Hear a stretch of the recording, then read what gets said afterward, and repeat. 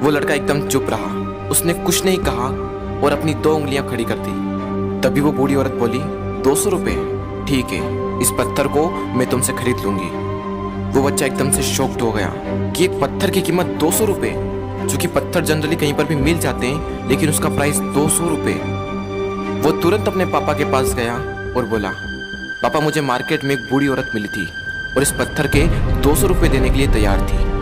पापा ने कहा, इस बार तुम इस पत्थर को म्यूजियम में लेकर जाना और अगर कोई इसका प्राइस पूछे तो कुछ मत कहना, बस अपनी 2 उंगली खड़ी कर देना। वो लड़का म्यूजियम में गया और वहां पर एक आदमी की नज़र उसके हाथ में रखे पत्थर पर पड़ी और तभी उसने उस पत्थर का प्राइस पूछा। वो बच्चा एकदम चुप रहा और उसने अपनी 2 उंगलियां खड़ी कर दी।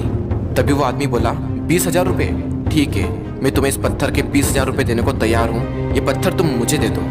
वो लड़का फिर से चौंक गया और जाकर अपने पापा से कहा, पापा म्यूजियम में मुझे एक आदमी मिला था और इस पत्थर के 20,000 रुपये देने को तैयार था। तभी उसके पापा ने कहा, अब मैं तुम्हें आखिरी जगह भेजने जा रहा हूँ और अब तुम्हें जाना है कीमती पत्थरों की दुकान पर, और अगर वहाँ पर भी कोई प्राइस पूछे तो कुछ मत कहना, बस अपनी 2 उंगलियां खड़ी कर देना। वो लड़का जल्दी से कीमती पत्थरों की दुकान पर गया और उसने देखा कि एक बूढ़ा आदमी था जो काउंटर के पीछे खड़ा था। जैसे ही उस बूढ़े इंसान की नज़र उस पत्थर पर पड़ी, वो एकदम शॉक्ड हो गया। वो काउंटर से बाहर निकला और तुरंत उस बच्चे के हाथ से वो पत्थर छुड़ा लिया और बोला, ओ माय गॉड, इस पत्थर की तलाश में मैंने अपनी पूरी जिंदगी गुजार दी।